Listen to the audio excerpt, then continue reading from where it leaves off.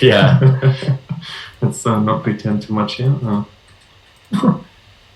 Hopefully, if are we live? Checking to It see. takes a second for the notification.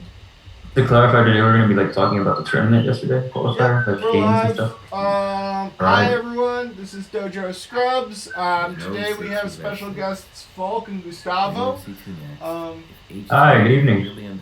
So yeah, Hello. the four of us played yesterday in the Ultimate Sensei tournament, the draft tournament. It says Drew, it says a Chessable Quest.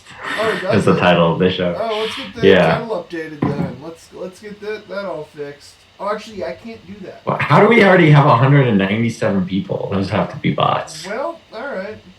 I don't have access to title update, so that's just it is what it is. Unless somebody can, some mod or somebody can update the title. I don't have access to that. So Okay. The title is not a chessable quest. So yeah, I've let that go. You know, all 100. Chess latte. Oh, 180 or whatever, you know, however many people we got going on here. So yeah, that's the story. We're gonna be reviewing some stuff that happened during the tournament. Just sort of like some of the games, some of the big successes and failures all through everything. Wow. Yeah. Chess Latte is like Batman. He's just like we put up the Chess Dojo bat signal and he's here. Mm-hmm. How's it going? Yeah, so Chess Latte's in the chat. So, very cool, very cool. Anyway, how's everybody doing?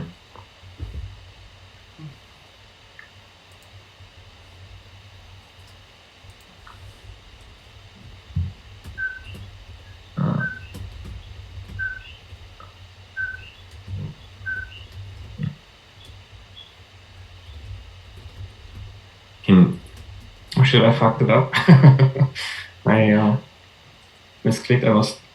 You have to fix the name tags of the cameras again. Oh no. Oh no. All right. Anyway. I can get that flipped. Are you in the middle of something, Drew? I'm just updating names. Is what I'm doing. I don't know how that happened. Okay. But anyways, there we go. That's all fixed. Anyway, so yeah. Hey Scott. Hey Latte. Hey everybody.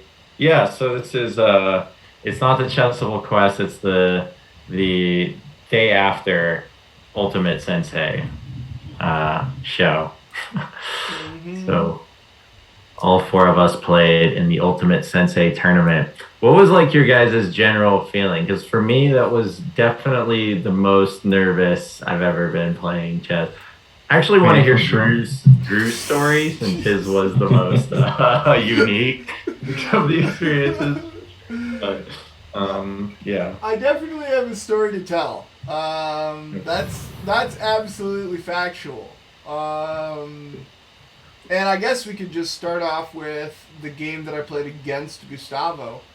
It was round one. To preface all of this, where are you at this moment? At this time, I am located in Terminal A of the San Jose Airport, about to fly back to Denver, where I call home for the next 2 weeks before I fly. I've just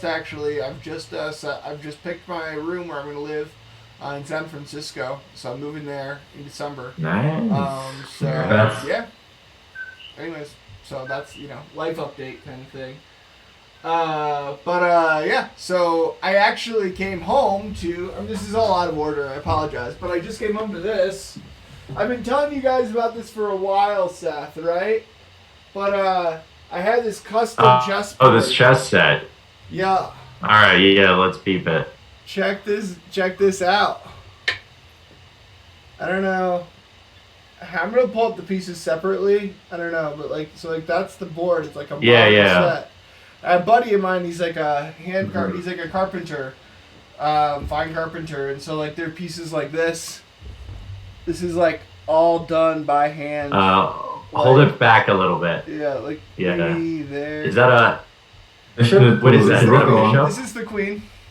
The queen. Yeah, or the king. Hand carved.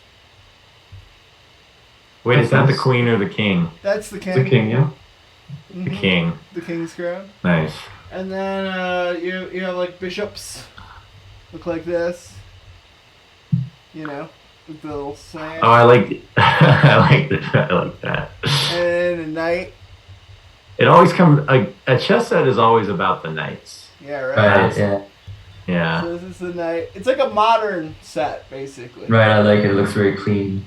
Yeah. And Yeah, it has no eyes, but that's all right. The rook. Got like a helmet on. Nice. So, the pawn. Yeah. Yeah.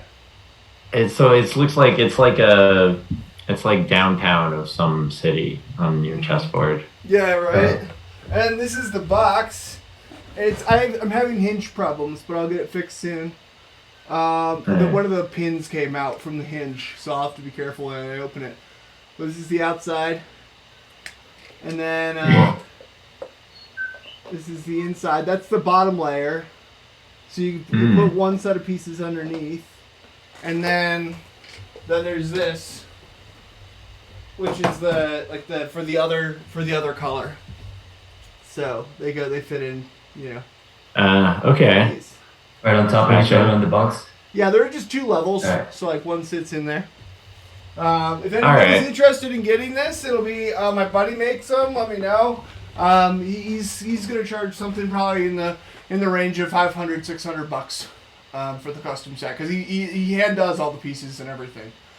So PM me. If anybody wants to get their own set. Did he do the board? Yeah. Oh yeah. I guess I should show the board too, a little bit more. A Lego chess set latte. That's nice. This is the board.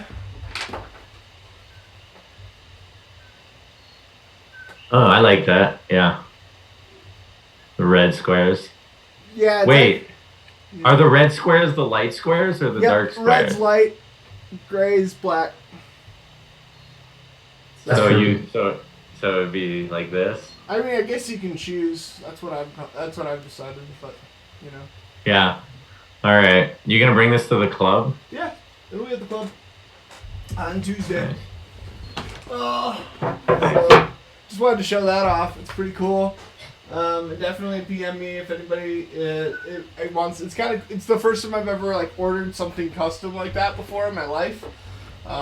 Definitely haven't put that much money down for some cool art piece or something, So it's just that time in the life to, get something cool.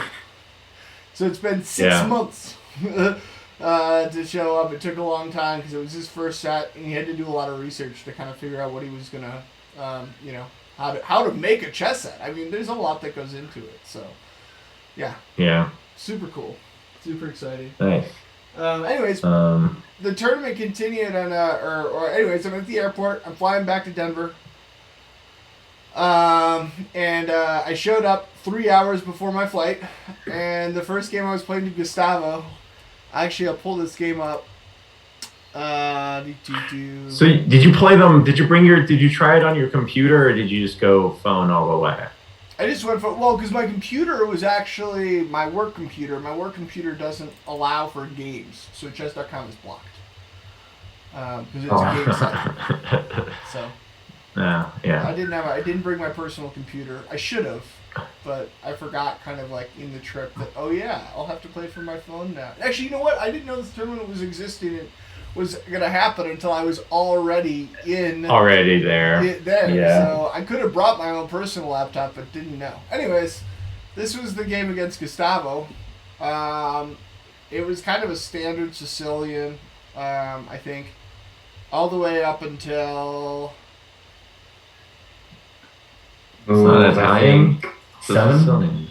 Somewhere around. I'm not sure about F4. So I was actually just having fun. I was like, I don't know, F4 is. Yeah, I'm not sure about F4 either. But it was. Just although, let's have fun.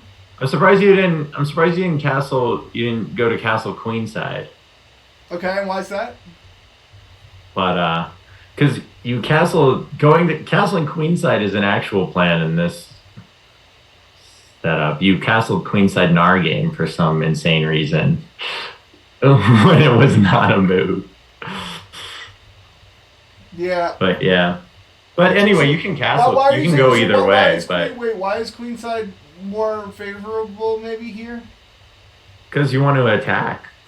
Right. I think in the Sicilian, black kind of has a better pawn structure. So you have to try to play like an attacking game, get me in the middle game by castling queenside out, castle kingside, and then kind of pawn strings come down. Yeah. But especially against the dragon, yeah. You want to play the Yugoslav attack, yeah? Like bishop c4, long castle. Yeah. It's not required. There's other ways to play it.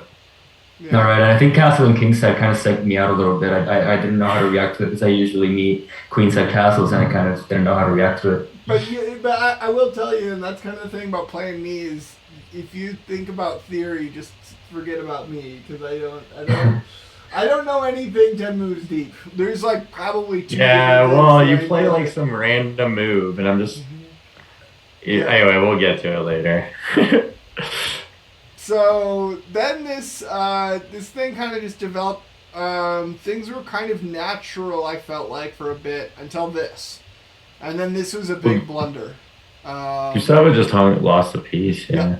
It was but it was actually worse than that because the position kind of caves. It's more than the piece. And I did pull up the How's it more? I did pull up the eval bar and it was saying +6 after this move. That's usually what losing a piece in the middle game is. Is that right? Is that like a general? Yeah, pieces. Yeah, you can't lose. You can't just lose a full piece for nothing in the middle game. But the value is a pawn value, right? So like it's like center pawn. Yeah, like anyone will tell you, a piece is worth more than 3 pawns. But now you're saying that a piece is, but then, like, yeah, I guess I've always been like thrown by that. I don't understand these. Like heuristically, yeah, but they write these things, they give these values, and then everybody says plug north. And I'm like, I don't know. I just play chess.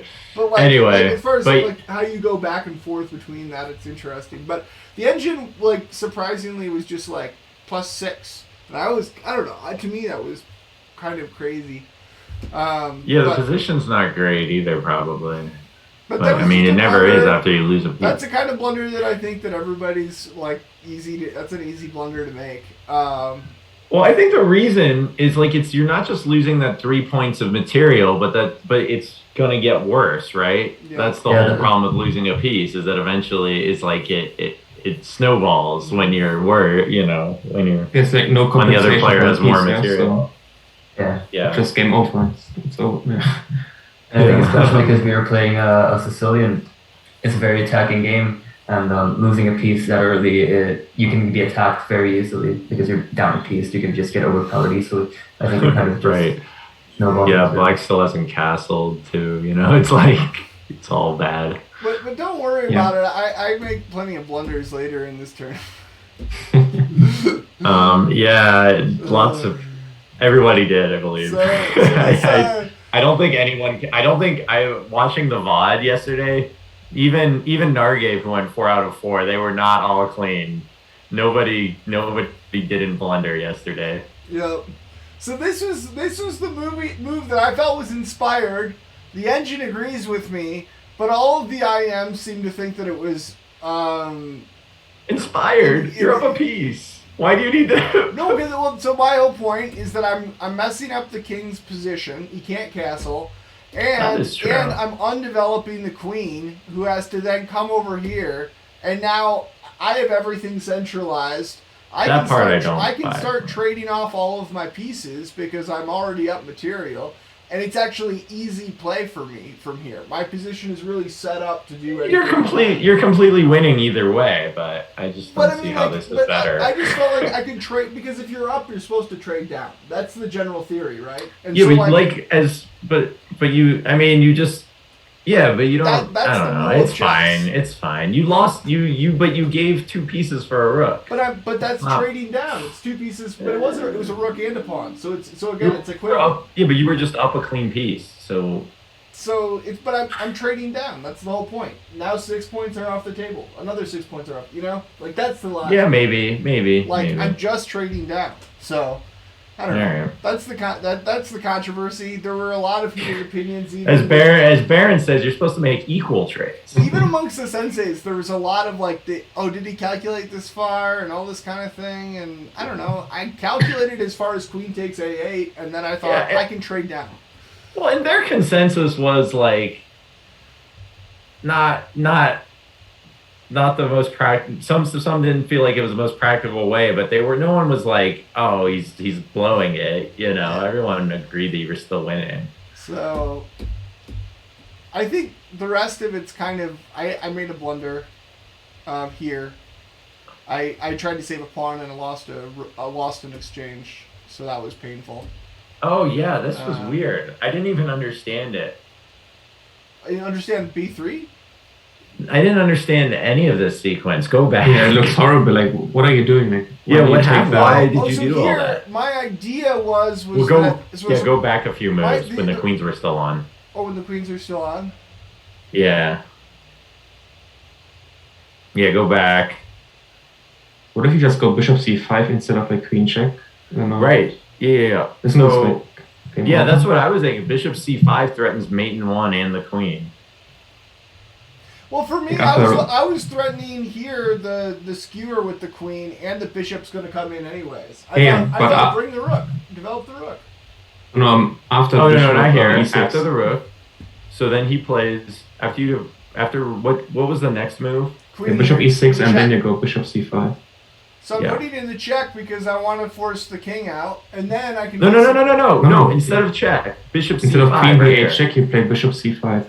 Yeah. Bring that queen back. Also, what are you doing? Good. That rook is defended. How are you winning that rook? Well, the point is that I get it in the exchange. Like I take, and then he has to take, and then I take the queen.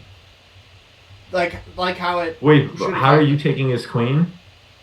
I just miscalculated one bit. I thought he was going to take here. And then I was going to take the queen, and then I was going to be up another rook. That was my. You thought he was. But he was going to take. Instead, he did this then first with the check, and then I didn't have the compensation I thought I was going to have. Like that was what I missed. That's what I missed. It was like it was basically a move order problem. An in-betweener. Yep. Yeah. See, this is what I'm talking about. This is why why go for such a complicated solution? You're up a piece. Well, I mean, because I thought I missed it. I mean, I saw. Even if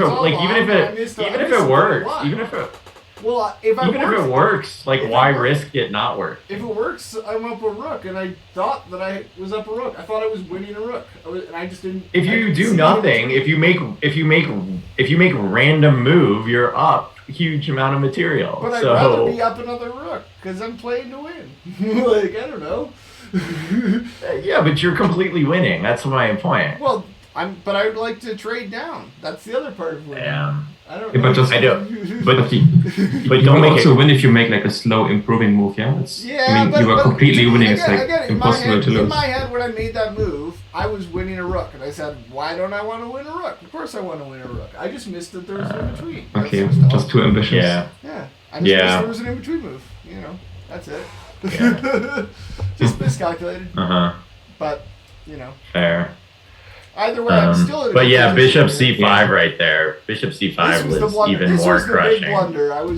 This was the big blunder for me, though. It's just, and now it still works. Oh yeah. b3. I just missed it. I just missed the skewer or the Yeah. I was playing a little quick. I think. Yeah, I was under 5 minutes. And then Gustavo was like not taking it. Yeah, that was interesting. I didn't really see a necessity to like taking immediately. I just thought I'll put that in my cards for a second. I kind of liked that play too. I thought it was like a little bit more pressure. That was kind of a good move. Yeah. It's kind of neat. I think in move 25 it would have been interesting if instead of playing bishop d5, I just played bishop g4, which kind of has the purpose of instead of giving you my dark squared bishop, I'll give you my light squared bishop and I'll keep the dark squared. So I feel like the dark squared bishop if I have all my pawns in the light squares, might be a little bit more effective. But you want to play what move here? In move 25, bishop g4 instead of bishop d5. So like the point is you're not forced to take the bishop, I guess. You could just play bishop king to e4 in move 25, in move 26. Either way, you're winning an exchange, right? But yeah. But it's still lost for black. That's the unfortunate. Yeah, you're down. Yeah. The compensation's too much at this point.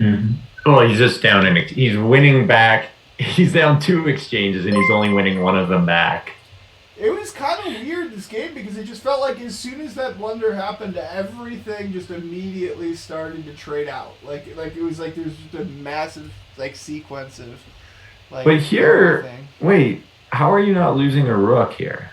I am, but I'm playing pawns. Oh, you're picking up the bishop. Now I just have the better pawns, and I win. Whoa! What about pawn takes e4? Yeah, fe4 maybe. Yeah, what about pawn takes? What do you mean when? Go back. When he took with the bishop. Like instead of taking with the bishop, you play fe4. Yeah, it's check. Okay. Yeah, go back. No. Okay. Take with the pawn. It's check. Right, I did that. Maybe still rook takes e4, like instead of the king moving over. Oh yeah, I could also that actually becomes the same thing. And it's like the same position, yeah. Like, but then don't you save the bishop? I don't know. No, but then you're just down the point is that this king is more centralized than I have, and I have more pawns. Yeah, so, sure, but isn't it better to give a pawn for the rook than a bishop? I mean, if you know the the king and pawn endgame is lost, then it doesn't matter, yeah? It doesn't matter. It doesn't matter, but yeah. But it's, I don't know, if you're trying to... It's literally the same position, because look at this. If that or this is literally the same position. So it's not the same. It's not. It's a bishop versus a rook instead of a lost king and pawn endgame. Yeah, and g2 might be hanging, I don't know. You don't take... Maybe not. I don't know. If you play I don't know. Oh, okay. And king f6, wait. king e3. The king's just coming here in this case too, so another just. Okay. All right. You were just gonna give the next rook too. Sure, and then I have the better king. Yeah. Okay. With the pawns, the pawn majorities on both sides, that's just winning. So. I guess if you're gonna give the rook away, it doesn't matter. Yeah, might as well. Okay, or you just win with a rook. I don't know. Well, I mean, it doesn't matter. It's about reducing, and if I know that I have more pawns on both sides of the board, I know I'm going to win. So. All right. So had you boarded your plane, or no? When did you? What round did you board your plane in? I boarded the plane in round 4. We'll get there. Okay. Round 2 was against Seth. No, round 3 was against Seth. So this is your first round 3. Yeah, round 2 I'm not going to go over because we want to see other people's games, so I don't want to show everything of mine, right? But I blundered. I was up here. I was up in round 2, but I blundered. I blundered the win away. Yeah, I did see that. That was tragic. That wasn't a mouse slip. That was just straight up. That was just not focusing in the end game and just hanging a piece. This was against Seth. The 23 moves of pain. That was not a great game. I was on either side. No, well, I was just saying you played the opening so bad that I missed your one stupid trick, and was losing. But I felt like I could come back. So we're playing all book here.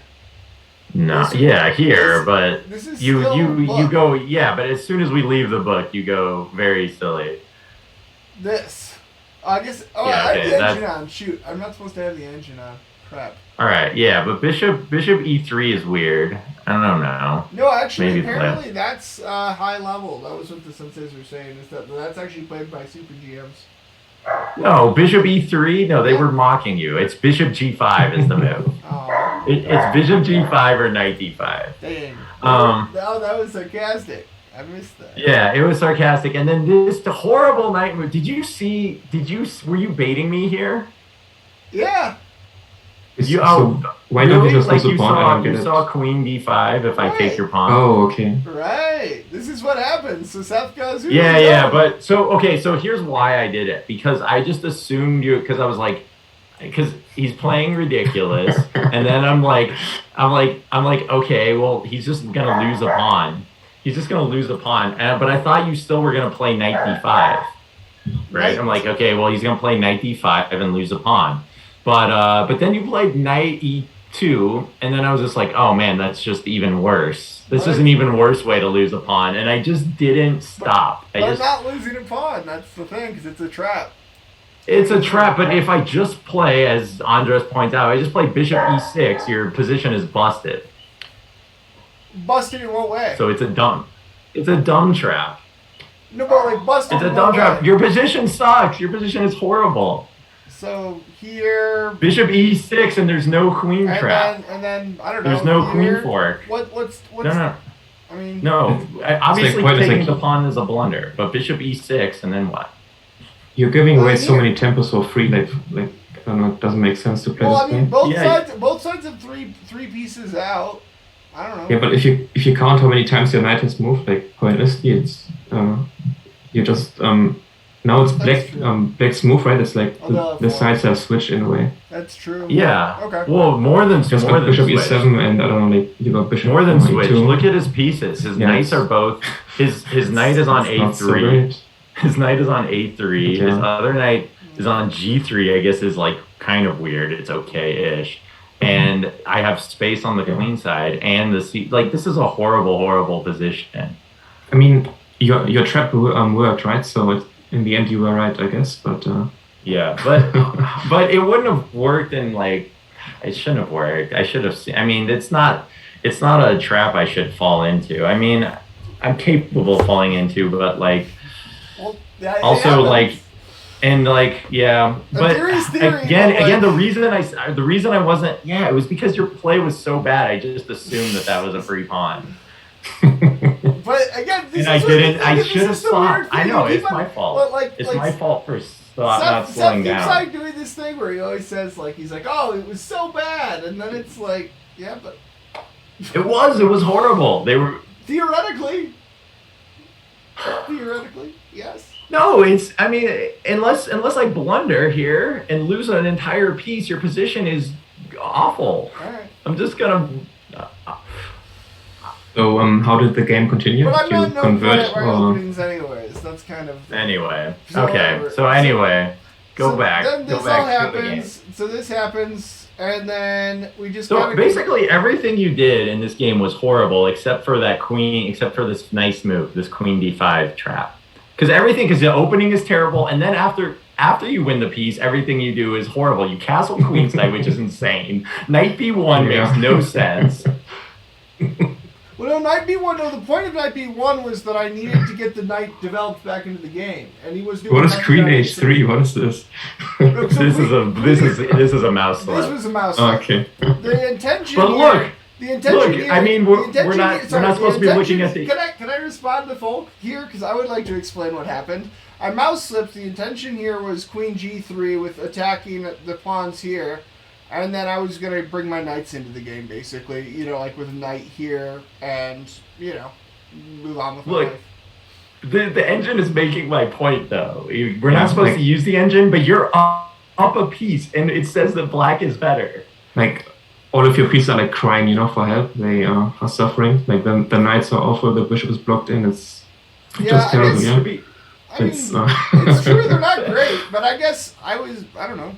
I mean, I was attacking. I had ideas. I don't know. Yeah, sure. We can say the engine says this, but at the end of the day, I still had ideas. Yeah, no, the engine, the very materialistic engine, and your up material says that my position is better. I'm not disagreeing. I'm just saying I had ideas. That's all. All right. Anyway. But yeah, I mean, after you lost the queen, what's funny is like after I was so like thrown after you hung your queen that I totally forgot that the knight was attacked. Right. Oh yeah. This is actually funny because it continues. It's like queen h3. He takes this, and then he just castles. Oh man, Andras was talking so much crap about it. At which point, I actually had 3 pieces for the queen. But the problem was that there was too much opening down here on A1. The problem is, look where the pieces are. Yeah. Look where those 3 pieces are. Right. And so then it was just an easy and the problem was, in order to take that third piece, you had to open the A file. Yep. There wasn't really much to do. It was kind of just trapped. But why you castled queenside? I'll never know. Well, I can explain why I castled queenside. There's a reason. Obviously, I do these things for a reason. I would like to hear that one because I have it doesn't make any sense. You guys always go like. But you're up a. There's a reason to the madness. Okay. The point was that I just kind of. You know what I knew you were gonna do it too. I'm like, he's gonna castle queenside. Wait, so you're asking why, and yet you know that I'm gonna do it. Yeah, but I was like, you watch him castle queenside. Wait, you're asking both that you don't know why I did it. Yeah, I have no idea why you did it, yet I still knew you would do it. That doesn't make any sense. Right. You don't know why, but you know, but you predicted it. I did. I don't understand what that means. Like, I knew you were gonna do it, but I don't know why you did it. Even though I saw you were going to do it before you did it. Why does that make... It doesn't make any sense because now, you're bringing in your... I mean, even if it was okay. The point is I have my queen and my rook lined up on the D file, and it's an instant development, and my pieces were sucking, so I might as well create some sort of strength in the center, which is what I did. Yeah, but here's the problem. I'm not defending it. I'm saying there's obviously problems with it. I know the C file. Right. I know. No, I agree. I agree that you have reasons, but I think you're neglecting. You're looking at. You're not properly evaluating what matters the most. Well, clearly it was a blunder, and everybody said that. I know that, but obviously, why you make a move like that is important. Well, right? I can tell you why I made the move. It's about but how do you stop? How do you not do that again? How do you stop? Well, I mean, you learn from your mistakes. I mean, that looking at the open C file, knowing that there wasn't a pawn there across from the king. That was a learning lesson right there. That was the first thing that they talked about, was just sort of the open file on the C file, and then that. Well, so that was an idea. It's funny. Also, what else are you going to do, right? I also understand casting in a way because it, you would have to make a knight move again, right? You would have to move the knight that you put on E2. You have to move it out of the way to even get to short casting, right? You have to play I don't know, knight G3, and then you have to play bishop somewhere. It's all about activity. All of those moves are counterintuitive because you just made this horrible knight E2 move in the beginning, yeah? But I'm saying, exactly. So if we're going to say all the pieces suck, why don't we at least make one piece not suck? And this rook doesn't suck anymore. So. Yeah, but when you make it a opposite sides castling game, all of a sudden, you're letting me back in, basically. But I'm also up a piece. Right, that's why you should just be playing calm, not making it opposite sides castling. We both try to storm the board and checkmate each other. You're up material. Why would you want to play that game? If I checkmate you, material doesn't matter. But if you just get your pieces out and castle safely, and I can't checkmate you, then you just win with the extra material. I hear you. I mean, to be fair, castling inside doesn't look too attractive either. Castling. That's true. Yeah. But you gotta I think you just have to develop. I guess you are trying to develop here, but a developing move. It is a developing move. That's which true. move did you play? Castling right into mine. It's got problems. Nobody's disputing that. I think we've made that very, very evident. Right. Yeah. I think just So anyways, so that was round 3, and then I was just saying round 4, the weirdest thing happened. I'll just go to the position. We don't need to really analyze the whole game. I was just wanted to show what happened because it was the end of the story. But it was just basically I was up, I was doing well, things were fine, or I liked my position. Oh, this game. Yeah. So everything was going well. I had a very good position. Yeah, you lost the rook. I was really happy. And what happened here was that basically now you guys when you get onto the plane. I got onto the plane right here. Oh. Right after this with 2 minutes. So what happened was while I was getting onto the plane, the Wi-Fi of the airport cut out. and I was connecting to regular like 4G, so I hit refresh, and as I was hitting refresh, it just somehow thought that I did this. And I lost the other. What did you do? Hold on, I'm waiting for the.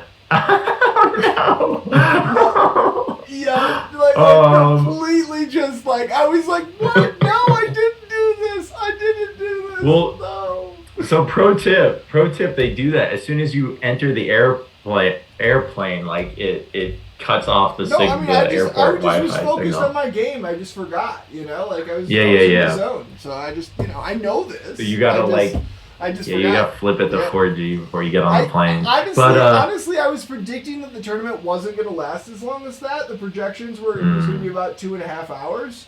So I thought I wasn't going to have to board the plane. I thought it was going to be fine, and so I didn't really think about boarding the plane because of the projections for how long the tournament actually was. Was it more than 2.5 hours? It was almost 4 o'clock by the time. Yeah, I mean, I was boarding the plane at like. Did you try to be like? Were you the last person to board the plane? I just didn't think about the problem. They said my section, so I just walked up, had my ticket. I'm just focused on the game. And I just Right. Yeah. I couldn't. I would play horrible chess trying to multitask like that. I play horrible chess anyway, but I would have played extra horrible chess. Mm-hmm. So that's a shame. This game. Oh, this game was like to get drafted. What's insane is that I kind of almost drew this, because it was really hard to get that king out of checks, and I kept on pushing this pawn. I was just maybe it'll make it, and it just happened forever. This is the whole end of the tournament. I remember this. I remember watching this. I don't know. What's funny is the guy who's on an airplane was also playing the last game of the round. Yeah. Yep. Yeah. Unfortunately. So anyways, you guys want to jump over to, we were just talking about Seth and Falk's game offline. You guys want to actually go to Gustavo's? Gustavo, you have a game you want to present? Yeah, sure. You can look at my last game, the last round. Yep, I'm going to pull that up over here. So, Gustavo, how were you feeling during this tournament? Were you calm? Were you nervous? Were you... Well, it was my first time, actually playing in an event in a couple of months. And I thought it was on Sunday. So today, my plan was to kind of study and warm up today and yesterday and kind of get ready. It caught me a bit by surprise, but I was very nervous. Yeah, especially during this last game. I remember my heart rate was going up a lot. Because it was an exciting game. It's the last one against C. Greidanus 2. Yeah, Chris Greidanus. Right. Also, sadly, didn't get drafted. So, what were you at? Were you at 1 out of 3 here? Yes, I was pretty much I need to win this game to kind of have a chance at being in the top 8. Yeah, it basically shook out perfectly because there were 8 people at 2 or better. Exactly. Right. Yeah. Actually, what I'm going to do is I'm going to create a board so you can actually lead this, Gustavo. Because, did you see that there was one? Nargate got 4. Blue Jay and chess numbers tied with 3, and then there was a 5-way tie of people with 2 out of 4. It was crazy. I also have no idea how I got 4th place. I don't know how it works, but can you get into live? The are we friends yet on Sonnenberger. chess.com, Gustavo? I forget. Let's see. Sorry? Are we friends on chess.com yet? I don't think so. Not yet. Let me send a friend request. So it was a cool idea, but it was a very diabolical idea. Whoever, I wonder who came up with it. It feels like a Kostya idea to have 12 of us play and 4 of us get knocked out. Oh, by the way, it builds character. I know this is a little late, but we probably should do a Gustavo little intro here and like tell us about yourself because oh yeah, yeah, we should do that. And this is your first time on stream on the Dojo, correct? I think so. Yeah, I've worked with Kosti on some other stuff around the Dojo before, but I don't think I've ever been on stream. My name is Gustavo. I'm from Puerto Rico. I'm 17. I've been playing chess for about 2 years now, at least continuously. Mm-hmm. Going to tournaments locally and playing online. And I've been involved with the dojo for almost 2 years now, and it's been a great experience. I unfortunately didn't get drafted yesterday, but I had a lot of fun playing the qualifier, and I feel like it was a good experience and a good wake up call too to kind of judge how my playing performance has been up till now, what I need to work on, and how much I need to work on chess. Cool. Can you accept that friend request I sent you? I see. You sent it to me. Or sure, yes. Yeah, I sent you a friend request on chess. Then now, are you in live chess? Yes. Okay. And you guys can get in here too, Falk and stuff. You can invite me. I don't know what. Yeah. I'll go to live. Whatever. Do the thing. I'm not seeing you yet. This is weird. You should pop up here. I should be in live. I think you should be able to invite me. Okay, I see you all now. I accept. I'm still not seeing Falk. Let's see. Can you search me? If you type my name in? Falk 312, right? Nice. Yeah. There we go. Okay. Alright, so we're all in. Should I start? Yep.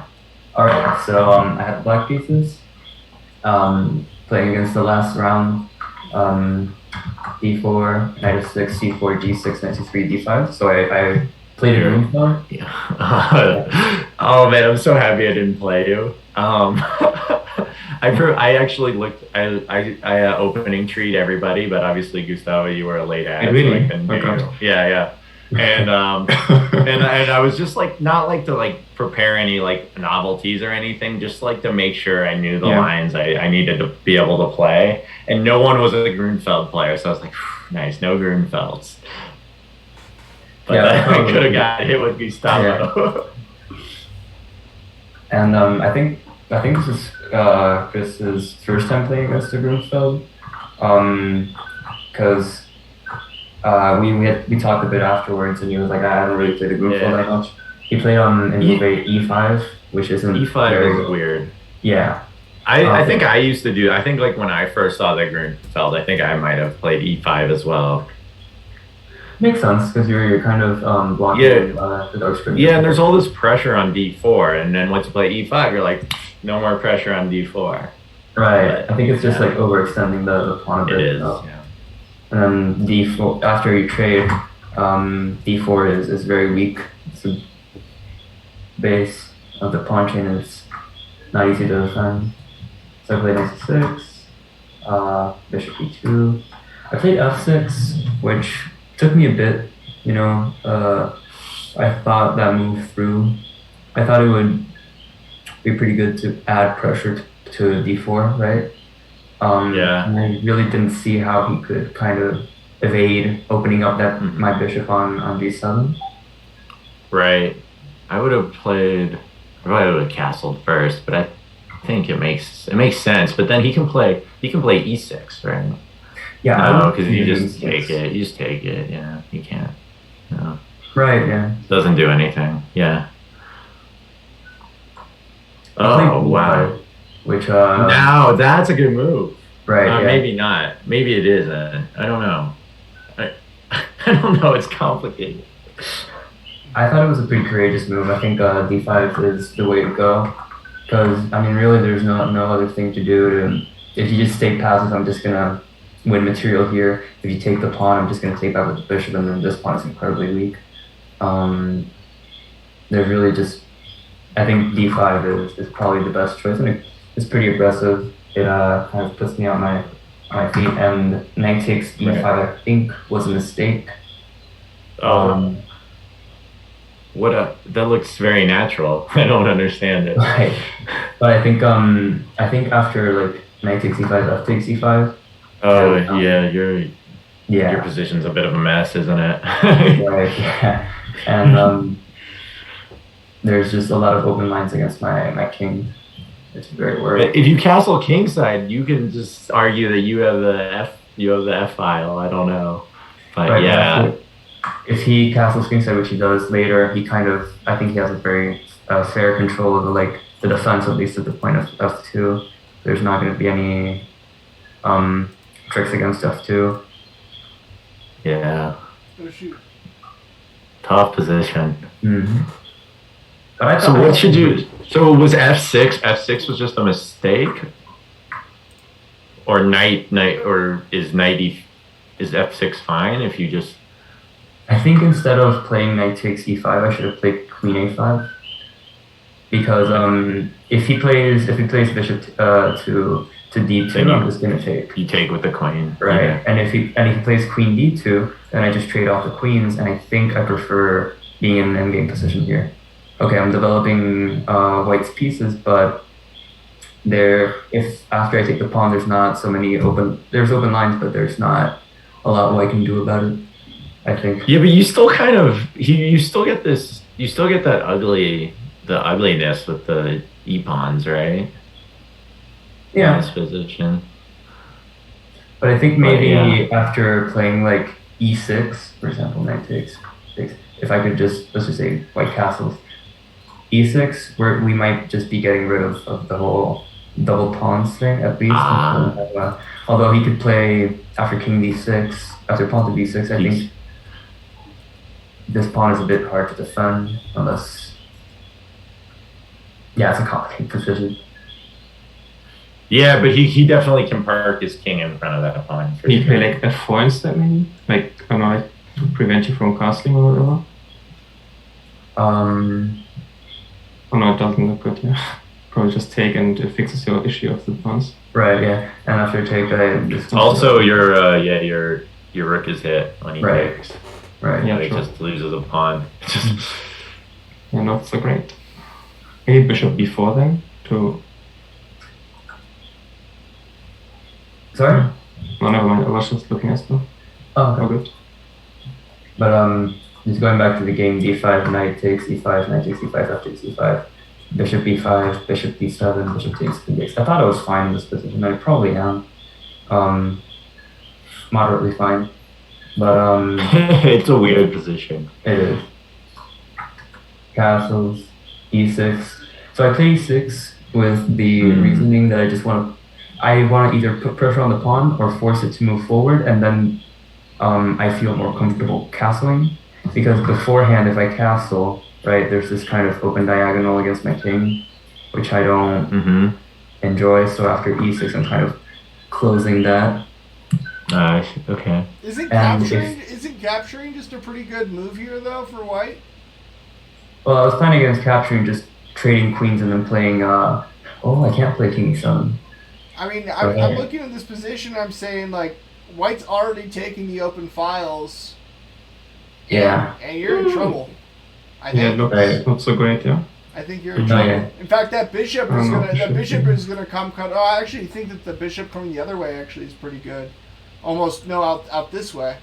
Blocking, so you don't castle, knocking off that castle. I mean, like you're in trouble. Yeah. You can't castle. And if the bishop comes in, not only is it preventing castling, but the king can't move up to e7 either. No, so you can't connect your rooks by moving your king either. And that pawn is gonna push. There's your king is stalemated actually in that position. Hilariously, if you play bishop a3. Yeah, here I was expecting that I could play king e7 and then move this pawn, but I completely missed that he just asked rook d7. So what about wait, rook d7? What if not? What if just here? Is this okay? Can't you take the pawn? What? No, I can't take the pawn. Your bishop's hanging, sorry. Right. Bishop's hanging? What? No, sorry, that was back a few moves. And this is a better move. This is a better move, I think, just queen takes the pawn. I think you don't want to trade the queens down. Now at least you could play some sort of rook d8, maybe. Right. But actually, that bishop might come out first. Oh. Ooh. Castling either way looks risky. Well, you can't. It's illegal one way and very risky the other way. But maybe necessary. Is it that risky though? Because the only diagonal is from the queen. So if you that's true. As long as your queen is going to park itself on that diagonal for the rest of the game, you're fine. Well, you start to attack the other queen too, as you say, like I'm gonna mess around with that queen until we can trade or something. Anyway, but one queen is babysitting the king, and the other queen is free to do whatever she wants. Well, I assume that she's going to get chased as well, though, by the black rooks, which are developed. So she doesn't necessarily have full, like, oh, I can do whatever I want, either. It's a bit hard to chase the queen, especially when the d8 is controlled by the bishop in this current state. And if you if you keep the queen, for example, well, yeah, I guess. I mean, look how safe White's king is. That's the main trump I see in the position for either side.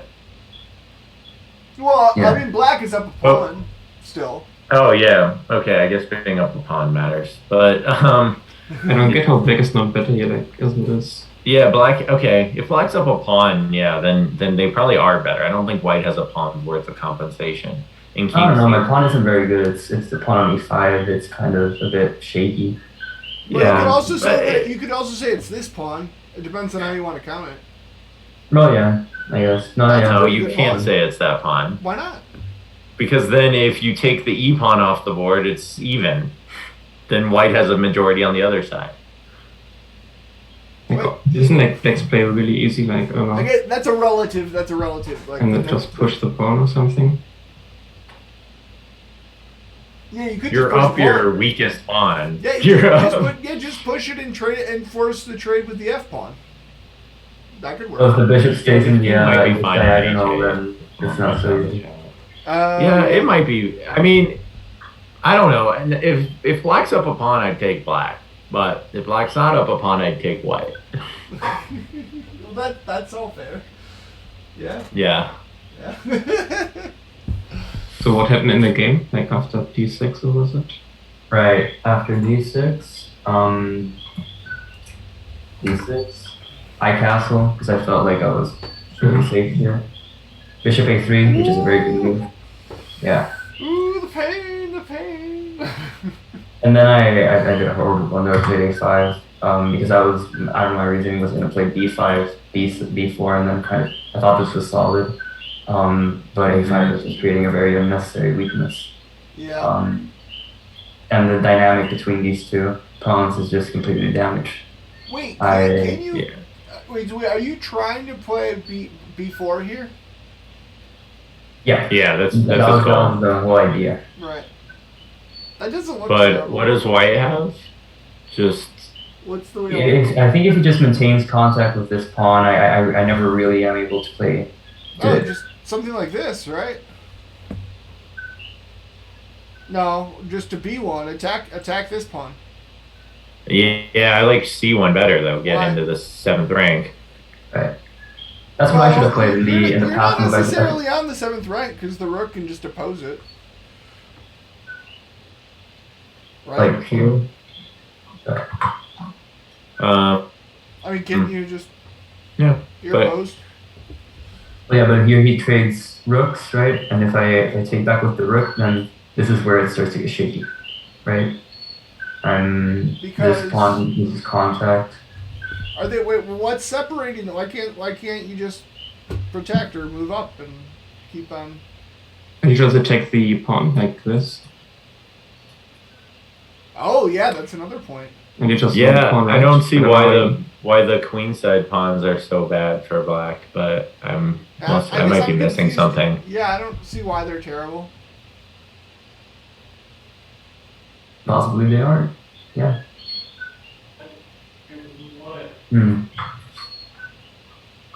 Like maybe instead of white, I'll go back. Well, my move, we didn't actually look at my line, which was just this. Yeah, but I mean, what's the big deal? Right. What's the what's like plan? Yeah, what's the plan? Baseball, yeah. Okay. And then you resign, or you resign? I don't know. That's a little extreme. But... Yeah, it's not no resignation, but oh, it's that not pawn is good. gone too. Oh shoot. Never mind. All right, rook b1 isn't good. Fine.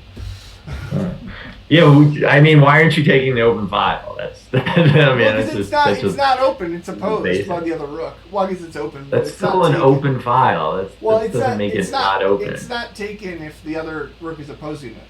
Then it's just... You're not taking it. Well, you're taking it for now, but then they're fighting you for it. Right.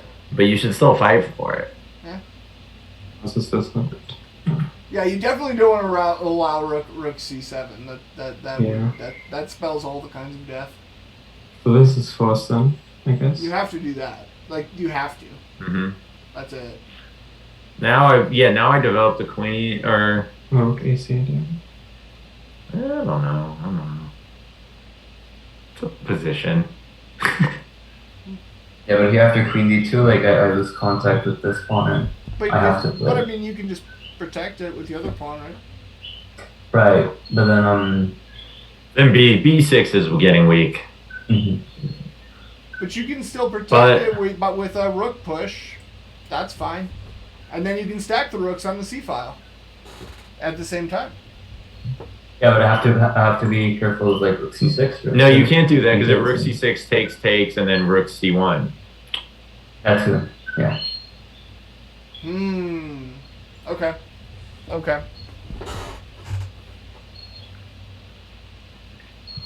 But after b6, we trade rooks, rook c1, and I didn't really see the danger here. I didn't notice that it was a bit of a precarious situation, and I just played bishop f8 because I thought, okay, I'm gonna put pressure on the one. Queen takes and d7. All the pain. No. And it's more painful, yeah. Yeah, I mean, honestly, up until that move, up until he finds you give him that combination, I don't know if any of your other moves are really that. Yeah, I think you're fine. Seems sort of like a one-move blunder, but I could be wrong. In fact, I mean, isn't like the idea that wrong? Like this bishop needs to be activated sooner, right? Mm-hmm. And it's a bit hard this pawn is like useless. Like maybe just push the pawn, like go to open up the bishop. I don't know how. Right. Yeah, I've wanted to push that pawn for a long time. Like I don't know. But it is also defended. I'm not sure why you would want to trade all the rooks. Maybe there's like another way to avoid it, but. Actually, trading the rooks does destabilize the protection of the white pawn for a move. Maybe there's something in there. Yeah, but I think if I trade the rooks here, I think there might be a lot of danger with maybe moves like maybe c7, queen c7, queen takes, pawn takes, and there's no stopping pawn to c8 queen, right? So yeah, you can't take, but there's not much else to do either. Yeah, queen c7 is a major threat. Yeah, I'm not sure how I'd stop it. Maybe. Oh, this is a hard one. I'm sure there's a way. And it also hits b6, queen c7, as if it wasn't doing enough. Yeah. Thinking maybe I could. Wait, hold on. Can't you just, if queen, let's say you play bishop here, right? Queen but I think here, can't you just, like, oh, I wanted to come back, but that's not protected. I think you just. Whoa, hold on! This! I think black needs to keep a rook on. Look at this! What? I mean, you're threatening mate. Yeah. You're threatening mate. The queen's out of the way and sure. You're threatening mate. You countered with a mate threat. Yeah, but it's I'm not trying to mate directly in this position at least, because queen d1, queen c1, or bishop to c1, and it blocks it. Oh, they're connected. Wait, yeah. but you can take here. And yeah, then that's true. Because one of the them queen has to can't take back. But what if he just plays like pawn to d7. Okay, then you just take. Oh, it's check! Darn it! Oh, it's check with the promotion. Wait. Oh. Just promote, yeah. Oh, I see. I'm like, geez, 8 and 1. I can bring the bishop back, but it's. Oh yeah, right. You're not looking good at all. It's actually extra queen. Sorry, just an extra queen. No, me. Dang. Yeah. No, Look at that. But I think just keep a rook. You gotta keep. Yeah, just don't trade that rook. I mean, that's good calculation to know not to trade the rooks, because I like that. That was nice. That's a nice to see. Yeah, so the more pieces that come off the board, like the more dangerous that D pawn gets, sort of. I think. Right. Like before, you were just like, oh, I'll get it, but now it's like all the tactics come because of that pawn. I think the move that I liked was wait. Oh, this is the. Are we? Can we go back? Play rook d8. I think maybe here. Here. Yeah, like here. Just this. The issue is like black is tied down, you know? It's like and then rook c7. Right. I mean, not even rook c7, like I don't know anything else, but you don't have to play that, but white has like all the time in the world. To continue these mate ideas. Maybe not. Yeah, but just all white does is play, h3 at some point or something. Yeah. Like maybe just here, I don't know, like go h3 or something. Yeah. You fix all your issues, and I don't know. It's not like they can take the pawn, right? And if they ever go like bishop here, then you can just. Actually, I guess you'd want to play g3 since they have a dark square bishop, but whatever, doesn't matter. Also works. This is just bad for black, it turns out. Yeah. This whole situation is actually just bad. Like, so you probably have to start even early, like. Huh. I don't know. So you go. It's weird. It doesn't look like it's that bad for black, but the more that we. I still think you have to push the pawn at some point to like open up the bishop, because we saw that it's too slow to go like this. There's a. Well, yeah. Go like here or something. Now if you get like the same, maybe. Now you have the bishop. That's maybe more flexible. I don't know if it matters, but. Yeah, if you play bishop e5, are you surviving? No, you can't play queen c7 because I would just take and then win the pawn. Wait. Yeah, exactly. Yeah, this looks a lot better for black than the other position we were looking at. I don't know, it's still awkward because your queen is tied down. Wait, what's the problem with this move? You just take and... okay. Yeah. No, that's the kind of thing backwards diagonal moves I miss a lot. Also through the piece. That's kind of the other thing. Right, it's an X-ray thing. Well, yeah, I guess it's usually like a longer retreat that I always blunder to. I hang a piece because a bishop can move backwards across the board and take me. That's how I lost the rook in round 2. Backward bishops. Yeah, there's a bird. Chess numbers, Drew asks, mate ideas or mate fantasies? I think for black it's just mate fantasies. Especially because the kind of person you are. I don't know. What would Ludacris say? I don't know. Yeah. Yeah, you're thinking what I'm thinking. All right. We're on the same wavelength. I mean, here it's like, I don't know. It doesn't look completely lost. I mean, it's probably lost, because the king can't get close to the pawn, but... Yeah, queens are nasty. Yeah, but... Like, you have to draw the queen away, I don't know, like... This or something, or like the h-pawn. Yeah, where the point counterplay. I mean, you want to survive, like, not look for counterplay, I guess. Yeah, but you have to because otherwise you're just gonna sit there and he's gonna bring his king and like. Well, you could bring your king. Actually, you know what I like? I just like coming up like this. Yeah. What? But you want your king needs to. I don't know. Then you say your queen just babysits the pawn. Yeah, exactly. I mean, this queen is babysitting its own pawn too. You're both babysitting that pawn. So like, but your queen has to stay in front. Your queen has to stay on that square. Yeah. Now you allow his queen to move. Yeah. Like. Sort of. Some places. Not back there. Then you hang the pawn. No, I mean this is an active queen, and this queen is like stuck as like a pawn. Like this can't be good. Right, and I think just white can just do whatever they want, right? Yeah. Yeah, you basically don't have a queen.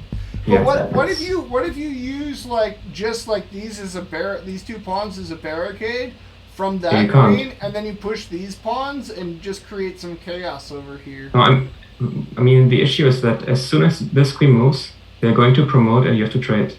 It doesn't matter which position we have. Like this queen just has to do one job, and it's to defend the pawn. Yeah. Like it doesn't matter which move you play. Like I don't know. Like a3, and if you move the queen anywhere, it doesn't matter where. They will always just promote. Like it doesn't matter if your king is in the corner or this square or whatever. They will just promote, and then you have to trade, and it's game over. Yep. So I mean, I don't know if there's like a way to kind of keep this dynamic intact and just kind of play with the kings, but I just feel like this queen will be a lot more active in that position. Like it's going to be affecting a lot more squares indirectly than my queen. I think it's just kind of. I mean, it's probably less, but you have to like lure away this queen so that you can step to the pawn and then take it. If that makes sense. But I'm not sure you can even do that. Yeah, exactly. Because this king is like. But if you can. All you have to calculate is like the pawn push. That's what I was saying. Like trying to push the B pawn. Yeah. Like after this, all you have to calculate is try to make a pass pawn. Yeah, like I don't know if the queen. Yeah, like this. I don't know. Okay, it's too slow. I guess. Yeah, try to push your majority. It is too slow. Yeah, I think. Yeah, it doesn't make sense. Maybe something like this. I don't know. And then. This might just be winning for white. That sucks.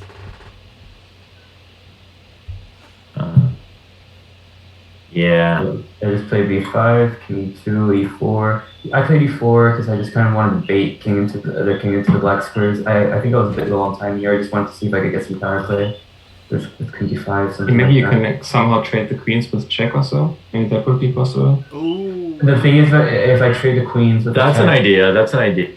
It would have to be like with extra tempo because if not, he's just gonna queen. Yeah. Anyways, which actually comes up later in the game. I mean, isn't like the way I mean is like you check, he takes, and then you go king here. So oh right, yeah. That was kind of what I was trying to get for.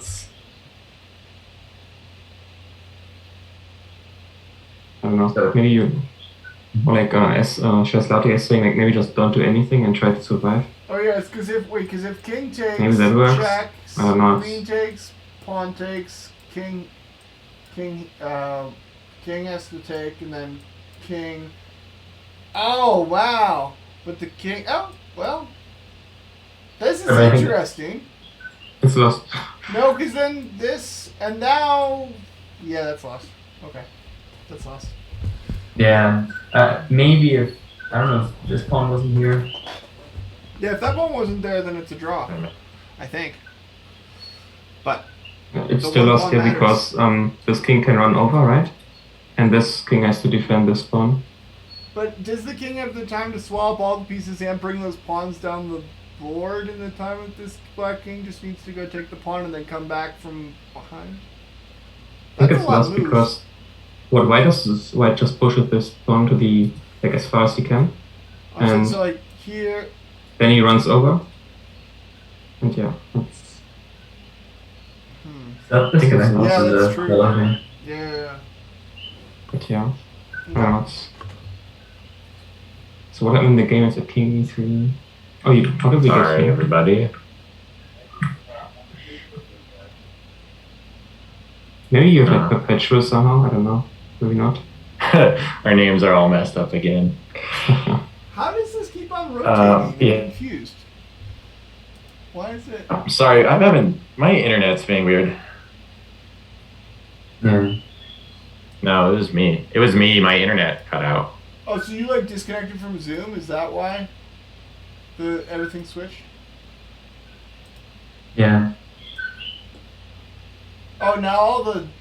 It's also. I think he DC'd again, yeah. At least it's stuck for me. Queen check. Is Seth, are you there? Oh yeah, Seth is frozen. Yeah, I'm having issues with my. Oh, the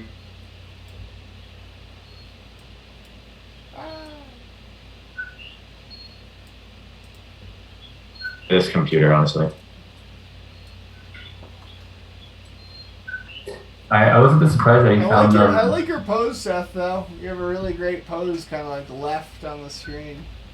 It's very entertaining. Oh, wait, that switched again. Oh, because he logged off, right? Right. Hopefully it all comes back. Hey, he's back. Yeah, sorry about that. What? Having issues. All good. All right. In this position, I was a bit surprised by King C5. I don't think I even considered it. It just seemed a little bit like risky, but it was clearly the right choice. Kind of just getting behind this sort of system and evading a lot of checks from the side, which is what White wants.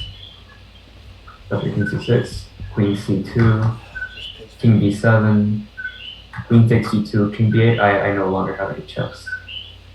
Yeah, that's buenos no checks, as Custy says. After this, I'm just completely done. Queen D5. I try more checks. Like maybe I have something here, but no. Yeah, well, never resign. Neve, it's not my bird. It's unlucky. So, did you guys want to go through the Seth Falk game, or do you guys individually want to look at different games besides the one that you guys were just talking about? I don't know. We can look at ours if you want. You're joining. I don't care. It was kind of boring because it's like it was very it was very dry, and then I hung a wreck. Yeah, and then it was over. It was very even, maneuvery. I don't know. I mean, there were some nuances for sure, but I played like a Karo-Kan game. That's maybe interesting. My second game. Your second game. Right. Wait, I have a PGM because I analyzed it a bit already. I can maybe. Let's see. There was my game with Drew, my game with Falk.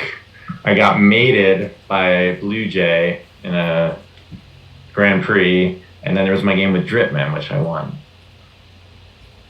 Yeah, that's kind of cool beating Dripman because he's been going up the ladders. It was nice. It was also nice because David was like stabbed me in the back and apparently was giving Dripman targeted prep towards me. What? What, really?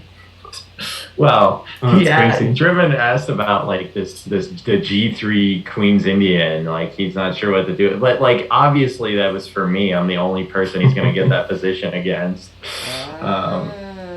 Tricky. Well, to be fair to David didn't know that, right?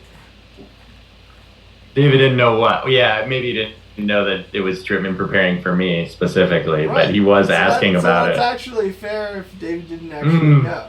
Okay, but you could have put two into. We've played that position anyway. Right. I know. I'm just being facetious, of course, but also David stabbed me in the back. I need to figure out what to do against your Sicilians one day. Who knows? Also, we know that David likes Dripman more than me. Oh. I'm just kidding. Where am I? Anyways. Anyway, let's look at this Karo-Kan. Velcro died. The infamous Karo-Kan play. Not infamous, but they kept mentioning. I think she got 3 blacks. And they were all Karo-Kans. Oh, okay. I played the Ital variation against her. Everybody played E4 against her too. That's interesting also, right? A lot of E4 players in the field. Yeah. Yeah, true. I'm one of not many D4 players, especially now that Falk has betrayed us. And no, my coach, if you watch the VOD, Falk, he said at one point he said you're very much, he's like, oh, he's very a grandmaster. He's like, he plays aggressive and attacking with white, and then he plays the draw with black. He's like, just like a grandmaster. Seth, I was like very positive that your coach was not going to draft me. Like that was like really clear. But I really thought I had a chance with Andre. Yeah, Andre sounded like he wanted to. He was committed as soon as I played 97. He was like, I'm drafting him. Yeah, he was also impressed that you were at your commitment for playing from the airport. Yep. I thought it was locked with Andres, and then if you would have won that last game. Game, right? Yeah, I think so too. Like, yeah. Oh, that last game was the worst. It would have been. It would have been like. I mean, it would have been like sort of like. I think like the order doesn't matter, but if there's 8 people that are clearly the top 8 in the tournament, and then you draft someone else, I think that would be a little unfair, right? It'd be like, why did we just have this tournament then? Right. I feel like if I was a person who landed in the top 8 and didn't get drafted, I feel like I would feel a bit. Yeah. Yeah, I would have been pretty. As someone who finished, if they wouldn't have drafted me, which I was still a little worried would happen, I would have been a little bitter about it. But yeah. So. So this Caracan. I played against Velcrodot. This was like the advanced tile variations called, I think. Mm-hmm. Right. The H4. Okay. You have to play H5. You was like lost, I think. Well, H6 works too, I think. But this was H5. Wasn't this the opening of the week once? Did you play that? Yeah, I think in like April or so. But yeah, it's been at some point. Yeah. Then we get like this very typical position. This is a bit inaccurate, I think. I checked it today. It's like it has been played, but only like blitz by players. More popular is like Queen A5 check, and then this, like to develop the knight this way. Yeah, instead of this way. Wow. Because the idea is you first throw in this check. Either way, it's going to F5. To force the knight to D2, because then it blockades the bishop, and then you can go here. But why can't you play? If the destination is at right? You're trying to get the knight's going to F5, right? So why does it matter? Why does it matter if it stops at E7 or E6? Yeah. Because then you would be blocking the bishop. And you can't push for C5. It's just awkward. Like to play knight E7 is like a bit awkward. It's I don't know. It's okay, but also, after Queen A5, why can't white block with the bishop? Oh yeah, it's also a move. It just I think you go Queen A6 then to force the exchange or something. But it's just a different line. It's all okay. The idea of knight D2 is nice because then you can prepare C4. Yeah. Yeah. Anyhow, she goes for this position. I think this is still like has been played a lot. Even knight F5. Castling is a bit of a mistake apparently. Yeah, well, I didn't get it. Like C4 is played. Like everybody plays C4 here as white because she was supposed to go for like the queen exchange. Like yeah, they mentioned that on the stream. Queen A6, but they also and mentioned then you go like, C4. That's not if you don't know that move, Queen A6, it's not like it's an difficult to find. Move. Yeah. It's like one of those things you just have to know about the opening. Yeah, that's just opening study. Well, the thing about Queen B6 is like, and none of the GMs are mentioned, but like this comes up in lots of lines where you play that, like Queen B6, right? It's like typical for the Caracan and even like the advanced French, right? Like you put the queen here, like the knight. Maybe I play those C5. Those are not those are like probably the 2 positions I know the least that happen commonly, and I know that like if you play Queen B6. And then your opponent allows you to take the pawn, and you don't take the pawn. It's like, why is your queen on B6? But pressure here. Like Yeah, but okay, but Just- it makes more sense in this position, I guess. It's maybe, just because like a good square in a way. no one was Okay. even mentioning, because like no one was even batting an eye at the fact that she wasn't taking B2, and like I mean, it's stupid. yeah, I mean I agree, it's not like the best. I don't know, rook FB1 or something, and you Yeah, always lose B7, and You always lose B7 for sure. Yeah, no, now I you don't have know. to lose this trap. Yeah, So it doesn't even. It looks so bad. Well, that's yeah, I don't know. right. Yeah. Yeah, no. Here maybe you can take instead of knight f5. Maybe here you can take. Yeah, but Because now it's not castled. But then rook Right. b1 still works this way because knight is defending now. Yeah, you take another opponent, but yeah, it's still. Sorry, and after queen takes e2. Queen a2, Yeah. I guess you take on b7. I mean, you're up a pawn, but it's, I don't know, it doesn't look good for black. Mm-hmm. Like, Yeah, I agree. I don't know. All of this looks so sketchy. Like, Very you dangerous. Okay, so what do I check? King to Oh. take. Maybe you get killed. I don't know. I don't know. you're either three. you're either completely winning or That's completely hands. lost.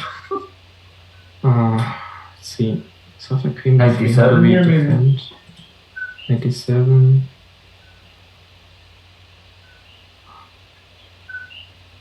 Yeah, that's a good question. So if we take and rook check or queen check, maybe.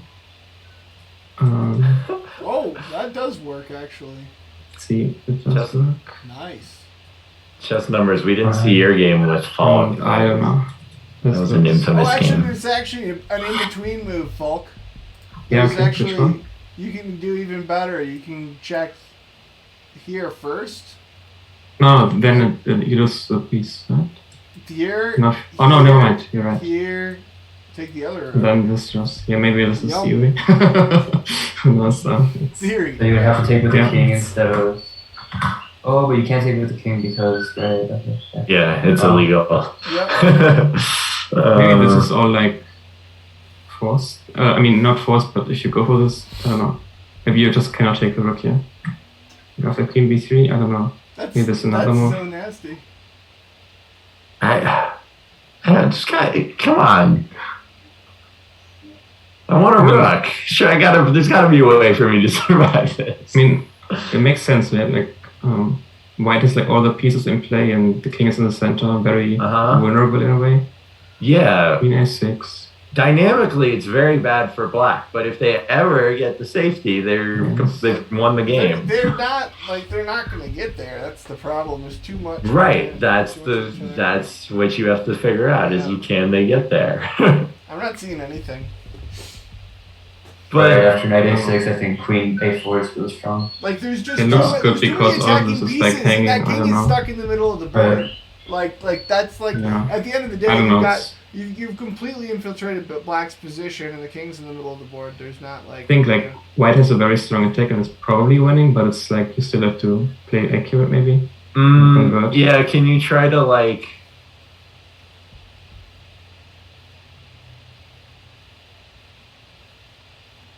Yeah, can you play okay. Can you just jettison the knight and try to get your pieces out? What? Yeah, like a fine, knight f5. Just jettison that. Okay, this thing's with Now check there's- and now it's there's- mate. Oh, yeah, yeah. Wait, it's Yeah, mate, that's- right? that's It's also just how you mate. play. Oh, yeah, that's yeah. how you Okay, play. so not that. But yeah, I know what you mean. It's like Okay, yeah. Alright, don't do I don't it. know. It's maybe let's see what happens again. So here it is. Yeah. I thought it's a bit risky. Like I don't know. She didn't castle or develop a piece. She just played c5. Seemed a bit risky to me. But she wants to develop the bishop, right? Out. Yeah, I don't know. I thought like maybe go for long castle or I don't know. Maybe just go for like this. I don't know. It's something else, but not c5 maybe. But it's a very typical move. Yeah, you want to break. Yeah, it's a break you Structure. want, but it might be. You also a want to little free this, thinner. free the square for the knight. So it's probably okay. It's committal though, for Yeah. sure. Yeah. It just and felt when you're everything not- in the center. Yeah, exactly. Yeah. It just felt risky to me. Right. You want it later, but after it's ready. Yeah, right. In a way, yeah. Because right now you're opening up the center and your king is still in the center. It's kind of a bit risky. Yeah. I just played c4 without really thinking. It just made sense. She took, which I think is a mistake. Because now I can take here and can take here and she can't take back because the knight hangs. So yeah. I took the pawn. 97. And then I was, kind of happy because the knight moves come with tempo, and it looks completely lost. I thought it already here's game over. I think because material is equal, but after knight d6 check, it's Oh, that's the most incredible tempo too. Just hello. Yeah, and it's all forced after this. Not forced maybe, but it kind of comes after. Unstoppable. Yeah. Yeah. Well, yeah, because oh man, yeah, the knight is just. Wait, why isn't there a take? Destruction. Why does what? Oh, because the pawn protects the knight. And there are also plenty of knight forks, which is with an d6, it's such a powerful piece. The knight on d6 is gonna take some stuff. And it was very beautiful piece. This is toast. Wait. Yeah. Did you win this game? Yeah, I did. Okay. I just wanted to show something nice. Right. I was you also had a nice game against chess numbers, I think, until it wasn't, probably. The third game, I think. Yeah. Against Joe Bob Jim. Yeah, Bob Jim, yeah. The infamous H5 move. Yeah, it was chess numbers. It's kind of funny. I was convinced I was just mating him, but of course he just sidesteps, and yeah. Story. I guess did everybody hang a rook yesterday? Because that's what they were saying on this show. Yeah, I heard that too. A lot of people hung the rooks. Oh, I hung 2 rooks and a queen. So yeah. Yeah. Not sure I hung a rook. Oh, tempted to check. You didn't hang a rook. Well, I don't think you got your money's worth then.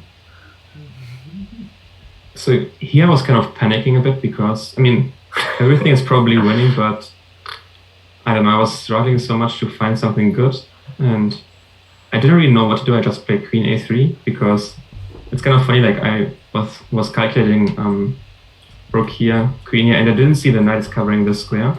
So I was oh, rook here, the queen goes here, and I was just lost in my thoughts, and I couldn't find a win. But she went here, and it was just I won the queen. Yeah, winning the queen is good.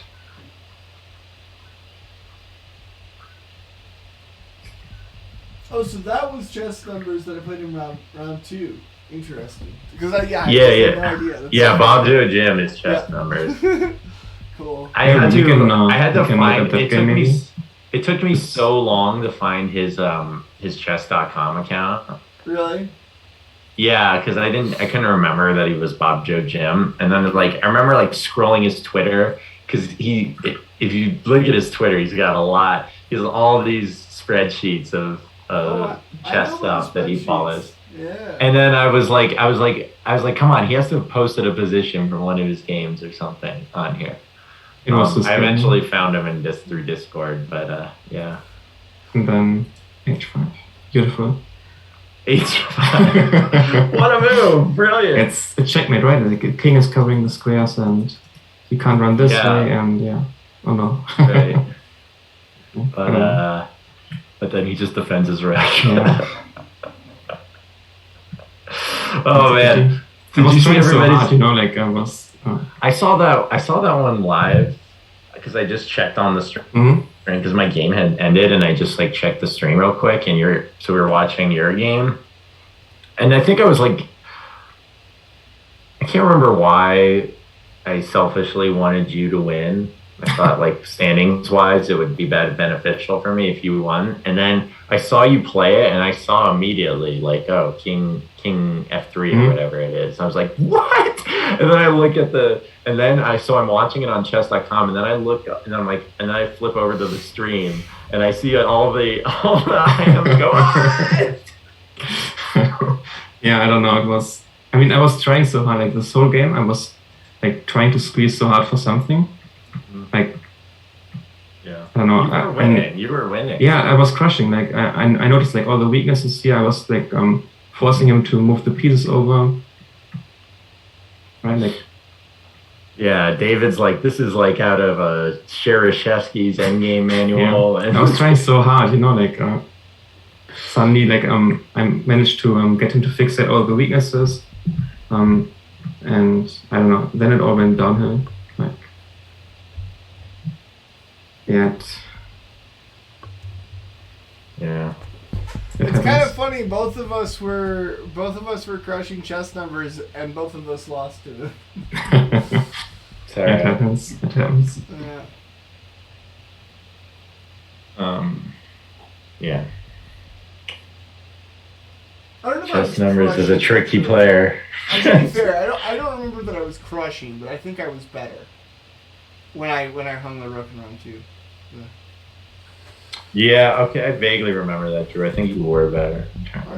Like, if I just take here, it's game over. Like, all those weaknesses, I don't know. Probably as lost. Chess number says you were crushing. I was crushing, okay. It's like, like, it's one of those memories where you don't, all I picture is the rook and then the bishop going back. And also, like, to add on to this, I was on 4 minutes, he had 10 seconds. Oh, no. I know. Yeah, that was right. You played it in, like, it was lost. Yeah, like, at some point he has to mess up, and yeah. Wait, there's a well, when you blundered, you were like under a minute, right? Wait. But you still. No, I had 4 minutes on the clock. Oh my god, you like almost pre-moved it. You played it in like 1 second. I thought it was game over. Like, I don't know. Wait, I completely forgot. There's a whole other wrinkle I haven't told anybody about from my tournament. I couldn't see on the mobile when you're playing chess.com, at least on my phone with the screen size or something. I couldn't see my opponent's clock. I could only see my clock. So I was playing against a mystery time, and I was always guessing how much more time they'd used than I had. Well, did you know? That was like, I was like, I think that they're pretty low right now. I don't really know for sure, but they're probably under 30 seconds. Were you timing how long I took after I blundered Queen D5? Did you notice that? I took like 7 minutes. Dude, you tagged so hard.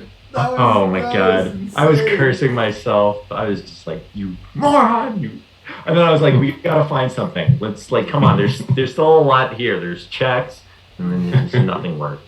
I was looking so hard for a resource. Yeah, then at some point I was looking at the best way to lose, because there were like a couple different ways to like lose the rook or lose the knight for some compensation. So I was looking for like all the best ways to lose a knight and like get like, it's like, do I get tempo on his queen? Do I get Mm-hmm. Yeah. You came up with something that created some good pressure. So yeah. So that's true. Yeah. Neve is right. It really was a tournament of like who could not blunder. It was all about rook drops. Yep.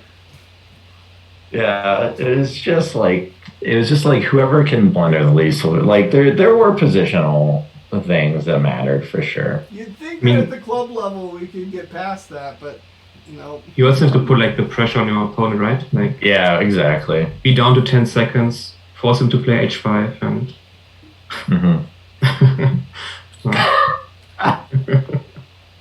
Yeah, those. I actually forgot to mention that actually chess numbers did blunder after I blundered my rook, but just won in a pawn and rook ending in the end. It was like really weird. That's right. Yeah. That's right. It became a king. It was another really like down to the wire pawns, and it was nuts. Yeah.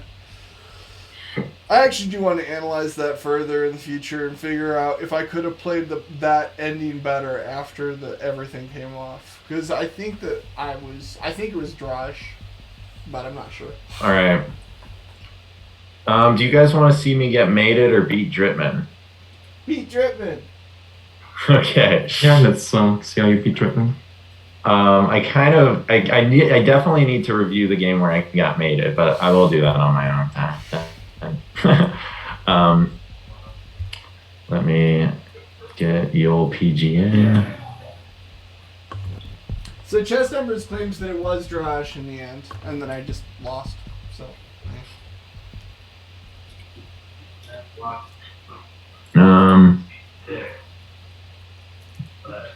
Set position. Okay. All right. This is my game with Dripman. I'm white. Yay. He's black. So we get the infamous Queen's Indian with G3 that he had asked David for ideas about how to play. And then David says on the stream, and then he doesn't follow him. So,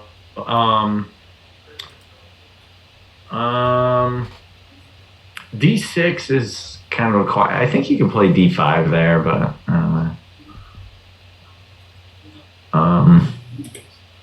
You guys can all see the moves, right? Mm-hmm. All right, nothing weird yet. I don't know about Bishop G5. I don't know. I think it's okay. And then, yeah. Isn't like at least from the Catalan, don't you go like B3 and like this? Queen here. Maybe that would have been. Yeah.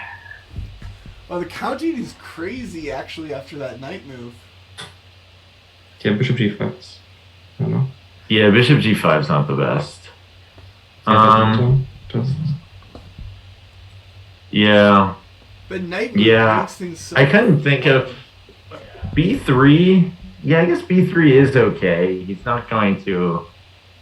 The knight's not going to be attacked. Yeah, I don't know. Yeah, maybe B3. Anyway, D6 is sort of like the timid way of playing it. I feel like you can play D5, but I don't know. I guess you don't want to close the bishop. I like D6 because you really kind of give all the space to white, and then you're kind of playing that really closed game where you want to trade off your pieces, but you'd have to advance to do it, and you really can't with your pawns on E6 and D6. Yeah. So I think the issue is like white has more time wasting, but like improving moves, right? Yeah. Like, right. So I don't know. Doesn't seem like good. So I think knight e4 is fine, but then what he does after that, I honestly though I thought maybe he would play h6 here. Makes sense. Yeah, we still take. Yeah. Oh. You have to. I think. What? I mean, you're just gonna go back. Otherwise, I mean, it's not terrible. Yeah. I guess maybe h6 can't is. You just ignore the whole thing, like. Then he takes a bishop. Lose a bishop? No, I mean for black. Can he? Yeah, you can ignore it, but I'm saying probably. Because it's not. There's no pin, so I don't know why you even move a knight or. Like, I mean, I'm just looking at getting your other, like, knight. I don't know, maybe like c5 and knight e7, you mean? Yeah, I was just getting the. Yeah, that's fine. Developing. Why move a knight a second time in the opening? You know, like that's even David was talking about that when I got the knight g5 got played against me. Well, knight e4. I mean, knight e4. It doesn't lose too much time because it forces some trades, which is kind of what he wants. Right. Yeah. He has less space, so he just wants to trade everything away. Yeah. But then he messes up here. Yeah. So I think Dylan's doing fine so far. It just seems like he could be developing rather than I don't know. But developing what? He's very very clustered. Yeah. Yeah. But okay. 97. Get the rooks connected. Do the normal things. 97 is not that exciting of a square. So I mean, yeah, he's had to develop it at some point. Then you have c5, and then you have queen c7. Like you can just do normal developing moves. I like knight e4 actually. I do too. I just like the principle of just trading everything. I think it's makes sense with the position, and then here he loses his mind, and he just goes back. This looks horrible. Like, just take the knight, yeah? Yeah. So he was worried about this. So I asked him. So he was worried about this and this, but it's not. Yeah, exactly. That's what I said. You have that. So he's worried actually. Wait. No. You don't want to do that. No. It's this. Yeah, the bishop banks. Yeah. So you just take the bishop. Or no. Sorry. It's if this, this. Then you take the bishop first. Take the bishop. Okay. Yep. Right. Yeah. So yeah, it's not a thing. And this is what he was worried about, and this line was that I would just do this. What? Yeah. Okay, so if you still take, it's like right, because I'm threatened. Right, because he was like, all right, so pretend that the bishop takes isn't check, then I have mate, and he just missed okay, I see. Yeah. Anyway, so he loses his mind a little bit. He sees a ghost, and now I just get e4, and it's just awesome. So now he plays c5, but like it's too late because I can just close the position, and the thing about it was, and David actually, so in this moment here on the VOD, David kind of criticized me, but then Alexandra actually was like, "Oh no, I like e5." I remember that. Yep. There's always different opinions. And Matt even was like, "Yeah, I like e5 too. It's more," and because David was like, "Well, just if you just play d5 and Black's position's horrible," and I remember thinking that. I'm like, "Yeah, okay," but I don't like. Yeah. He's like this. His bishop is so bad, and his pieces have no space and whatnot. But it's not easy to. I don't always have an easy time just playing with just like a total space advantage. Like the plans aren't obvious. Why is e5 good? Like aren't the plans to just bring the rooks to the middle? There's no open files. He's just like, right? Yeah, that's why I'm saying because e5 is a pawn break. That's my thinking. So right. So it forces him to take. Yeah, forces him to take, and now I'm getting to this open d file much faster. And this knight has no space, yeah. Like, so look, his knight goes. Yeah, this is good. I think he should have gone. I was expecting knight d7, but. I feel like e5 is a more practical way to play the game. You just double on the d5. That's exactly what I was thinking, Gustavo. I don't know if it's better. Maybe d5 is like a better position for white. Like it's just more dominating. But this is just is practical. It's like the play is easy. I know what to do. Yeah, and that was exactly why I went for it. Oh, that's nice. Yeah. I think it's very instructional because you did go through the forcing line first, right? Like you just checked, e5, and then he has to take back and so on. Right. Yeah. So I looked at both moves, but the only thing I was worried about, was e5 is like if I was going to, but I was like he has to take. It was pretty forced because otherwise there's like enough tension where it was like could he take on d4, throw that in, but he couldn't. It didn't work. So. Also, this position is just not nice for Black, yeah? Like right, and I was just like, weird formation, yeah? Right, so this resulting position is just incredible. Yeah. Right, I feel like I'm completely winning here. Also, like a6 is not helping the cause. Yeah, I don't know what he's doing. Maybe it's just... He wants to go b5. Yeah. I was thinking maybe it was just to give some space to the rooks. So like maybe if you have like ideas of not currently but of playing knight g5 right for any mate. Actually, and you can't really take. And if the pawn was here, this would be right. A6 does save his rook later in the game for a similar reason, actually, Gustavo. I'm looking at a6 because if I don't know, let's say this, just another move, here, and then you can do this actually. Yeah, but why would I take it? I mean, isn't this still good for white? Or if you don't take, now you have a semi-open file attacking the A pawn. That's great. Yeah. But if you don't play a6, you just don't create like more weaknesses, right? You can like rather develop like a knight or something to a6 or to c6. What weakness are you creating with a6? I mean, if you play a6, you have 2 pawns that are kind of weird. But you're about to push the other pawn and maybe even a4 is maybe possible. Okay. Yeah, you're giving away the square though. I don't know. Even if you push the pawn, but I don't know. I don't know. I don't think. I guess that's true for every pawn push, I guess. So. Yeah. It's about how important we think that b6 like square is. There's no white pieces attacking it. So. I mean, sure. Maybe just me because I kind of drilled myself to develop pieces in the last few months. So. I would have developed a knight here. You could do knight here and then play b5 after your a6. Yeah, but I think if anything, getting a knight off.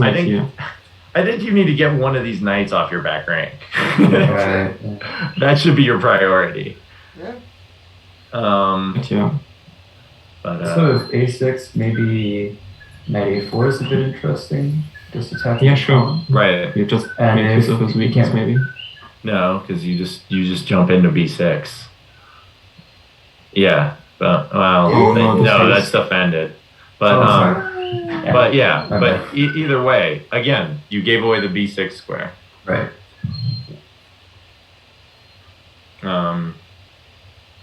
Anyway. It doesn't. Back to the game, I think. So I played this, and I'm just like. It must be a good move, right? Like you put them in the center, so it can't be bad. Yeah, and now I'm threatening like knight g4 is pretty serious business. Mm-hmm. Either knight, but I guess this knight. So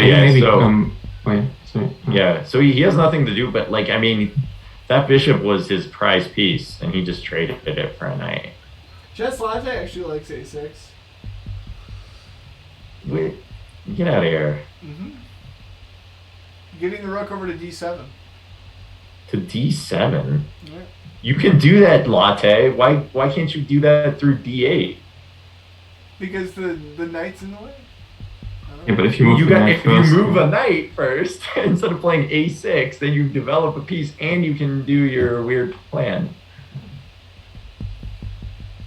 Anyway. I'm sure he's got a reason. All right. Anyway. Rook a7 and then h4. Okay. So it was good he played. Maybe this is what he was worried about. But I mean, if he just develops a knight, this isn't a thing. Maybe this is what he was worried about. Maybe he felt like he needed to be able to take this knight on e4. So if you just develop again, what happens? Here? Now it's coming to g4. Okay, so you have to play g6, I guess? Yeah. That can't be good. So f5 will move, probably not, right? Maybe. Ooh, that's kind of fun. Maybe because now you're like, I guess this is too bad, yeah. Maybe not f5 then. Into? Kind of fun, but it doesn't work. Then mate, okay. Yeah. Maybe not this. I guess g6. And now, how do you progress? h4 again? Yeah, h4 is what I was gonna say. I like it. Yeah, h4. Maybe it's too slow because knight g7 and stop it. Okay, but even if you don't mate him now, you just develop the other rook. You maybe make rook lift at some point, and you just. Yeah, maybe. There's just one weak, yeah. Yeah. Right, and you can you have an outpost on f6. If you can play now, you can play knight e4 and then knight f6. Yeah. But then knight here maybe. That's probably right. Oh yeah, rook d7. You still play knight f6. I don't know. Knight f6. Oh, knight f6. Sorry, I was looking at. D6. Yeah, d6 is also interesting. You could bring the other knight to yeah. You could bring the other knight to d6. You know, You could have, yeah. Or bring your other knight to g5 after you have the knight on f6 and attack the h7 pawn with both knights. Knight f6 check and not f7. Oh yeah, knight f6, knight g5. Yeah, that's right. The kind h7 square becomes super yummy. Yeah, that's no good. It'll be very, very good times. Yeah. So. Yeah. I didn't see anything better than giving this bishop. Queen takes. Yeah.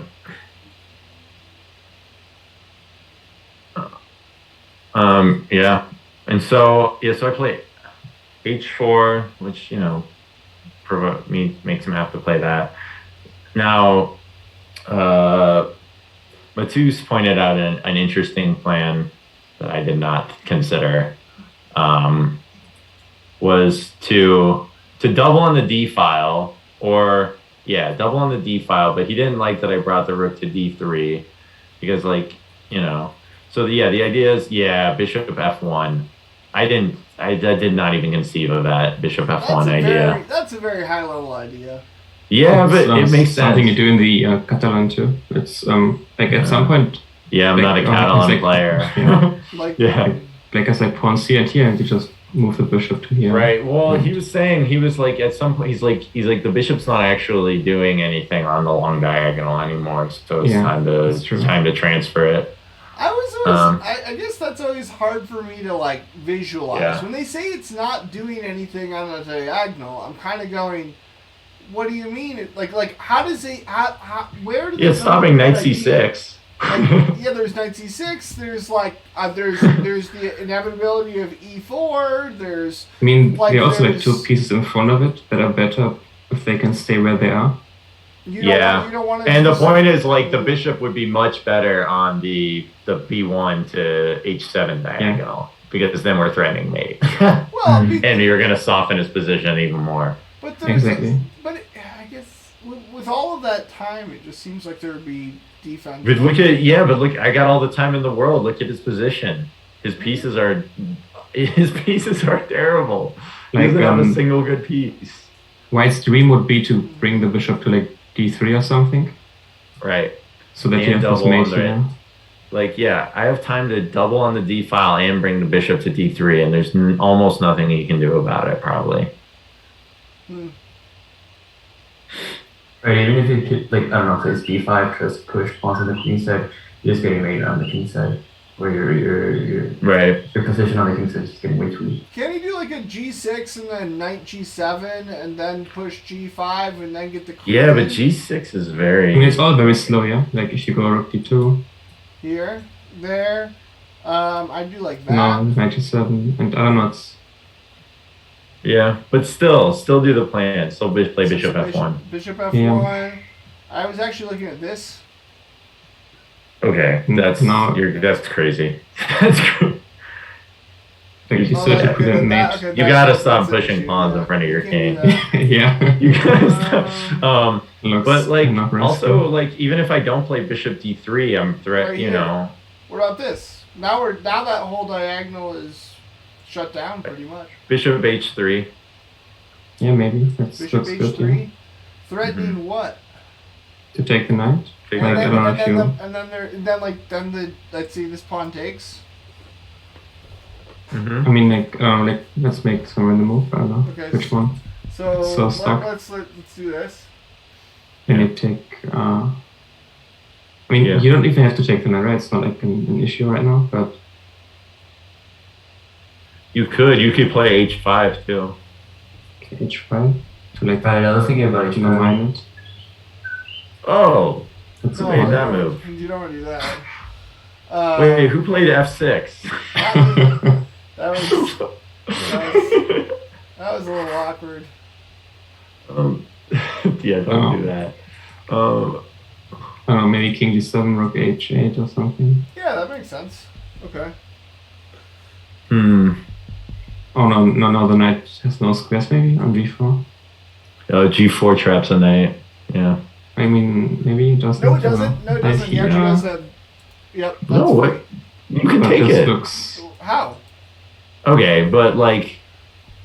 Yeah, I guess you just take it. Just take it. Okay. Discount the knight is hanging. But then yeah, exactly. Oh, well, that your knight bishop's was a placeholder hanging, move but anyways, that knight was a placeholder anyways, so we could ignore that actually. Yeah, this I guess 94 is for us, and takes, and yeah. Okay. We don't even need to checkmate anymore because you just win. Yeah, we can just win on the D file. Yeah. Which is ultimately what I ended up deciding to do. Okay. I just decided to win on the D file, and David was criticizing me like, oh, you know, he's just. They were like laughing at me. They're like, you know, he's decided how he wants to win this game. He's just gonna torture him instead of like go kill his king. This didn't happen. Wait. Oh yeah, no, it did. Oh yeah, they were. So they didn't like that. Why can't he take? Take the knight? Oh, because his queen's. Oh, queen takes b7. Okay. Oh yeah, it's stopped. Yeah. Never mind. I missed the bishop. Yeah. Okay. So a nice move, yeah. The comment was they were like, that's a really nice move for like the wrong reason. They're like, it's a really nice move, but it accomplishes the wrong goal. So they were criticizing me, but like, okay, so we trade queens because I didn't see how to like bust through on the king side like we were talking about. And then I'm just like, okay, my knight's just going to come to d6 and I'm going to win. Yes, well, this is kind of how I felt about the commentary from the game one against Gustavo. Like, where they're making this commentary like, oh, well, he didn't really calculate that. I was like, no, I did. They were just like trading queens is the wrong idea. I'm like, you know, I should be like attacking, but and I kind of saw that, but I was like, well, isn't this the end game? And you know, maybe Dylan has better ways of playing it, and it's not. But I was like, isn't this end game just winning? Like he has two knights stuck on. He has a rook on a7 and knights on b8 and e8, and I'm gonna double on the open file. And his pawns are weak. Like, I just was like... Your bishop is a monster on g2. Yeah, I was just like that. I'm like, this has to be a win. So, what happened? So, after, so he played f5.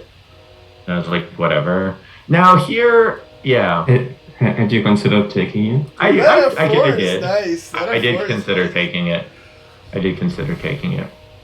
I really but it's kind of dangerous because the rook can't really leave, right? Yeah, but the knight can take. And maybe this looks good for this is great. Yeah, you just play rook d6 and you're just mopping up. But something like this happens anyway. I guess, I don't know. I mean, here I think I should have just played g4. It's also still like a rapid game, right? So you have time for everything. So. Yeah, I didn't have time to calculate everything.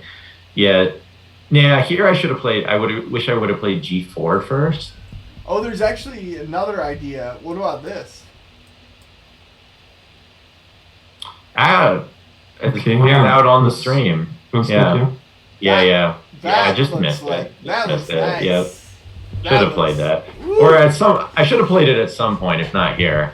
Oh, I guess. I just wasn't even looking at it. I guess there's this. But again, you're kind of like tied down, right? Like you're tying him down. This nice bishop and this rook is. This is like Capablanca style. You just tie all their pieces down. Oh wait, and then this. Yeah, true. Nice. Oh, actually, it doesn't quite work. Actually, wait, it does. Yeah, it does. Actually, there's also this, or right? This, yeah. Yeah, there were better ways to win this game for sure. Oh, this looks pretty fun. Hello. But I've arrived. Right. Yeah, I shouldn't have allowed that take. It doesn't really matter. But it still looks good for you. And then I should definitely play bishop h3 at some point. Although not here. Well. Nope. I don't know why not here. Well, so because up the piece, I didn't like in a way. Yeah. Well, I just didn't want to let rook f2 happen. I just wanted to stop him. He's got nothing to do now, right? there's no reason to allow rook f2 and give him counterplay. Yeah, why not? Oh, so, sure. You can't do that. Isn't there just this? What is that? He missed this. Yeah. But rook e8? Yeah, rook e8. Rook just drops back. It's nothing. Well, I mean, it's still pretty darn good. No, it's still fine. Just go d6. I mean, whatever. Take those two. And then the bishop comes in here, and then the rook comes to the back. I like it. I don't know. Yeah, but it's no different than you converted. This isn't any different than you just. It kind of happened in the game too, in a way. Yeah, It's basically what I took the pawn on b6, traded one pair of rooks. I blunder a pawn here for no reason. Here, right there, that pawn. There was no reason for me to allow him to take c4. I don't know. I just went. Well, I mean, I have no material advantage. My position is still overwhelming, but it's trending in the wrong direction. I thought you were the pawn for some reason. I just blundered it. Okay. Look. Yeah, right. So, right here. Yeah. So here, I just left that c pawn hanging. Yeah. Just play b3. There's nothing to do. I guess you were low on time, maybe? I don't know. Low-ish, but not. Dylan was much lower, actually. Okay. But anyway, now he's really low on time, actually. And honestly, if he wasn't so low on time, there's a chance I might have blown it. I mean, that outside pass pawn is very scary to me. I agree. Like, that looks just terrifying. I agree, but I think I'm still winning, but it's not as easy as it once was. He has a knight, and they can be tricky. Yeah, exactly. So I don't know. And he still has the rook. He still has a rook to try to contain the pass pawn. So. Well, I guess my plan there would be to kind of. I mean, actually. Well, now I just took a pawn. Now you just take a pawn, yeah. Yeah, and I don't see a good way for him to prevent that here. He has too many weaknesses, but yeah. I think maybe knight g4 check was wrong. Maybe just. It's a spike check. It kind of feels like a spike check. Yeah, he was really low on time here, so he just wasn't sure what to do. Yeah. But, he could bring his knight back to d7 and defend his pawn. Yeah. I don't know. Although then that outside pass pawn becomes a problem because your rook can't protect, now his knight, his rook is tripping over his knight. Yeah. So, okay, this is probably still a winning position. This is pretty darn winning. From here I cleaned it up and converted. Okay. Yeah, the rest of this was fine. I don't think I messed up in the rest of the game. And game over. And then he resigned. So nice game. I think I should have played d4 against him too. In hindsight, I think. He's on your team now, so it doesn't matter. But I was like, if you want to, you have that in your back pocket. So if you wanted to, it's definitely an advantage. Yeah. Well, I think we have hit the 2-hour mark. I don't know if you guys want. Yeah, I'm also going to bed now. So you're probably trying to eat. All right. So thanks for joining us, Falk and Gustavo. Yeah. Thanks for hanging out, guys. Dojo. That was really fun. I hope to have you on again soon. Yeah. Bye, chat. Bye, guys. Bye, guys. Thanks for tuning in. Bye.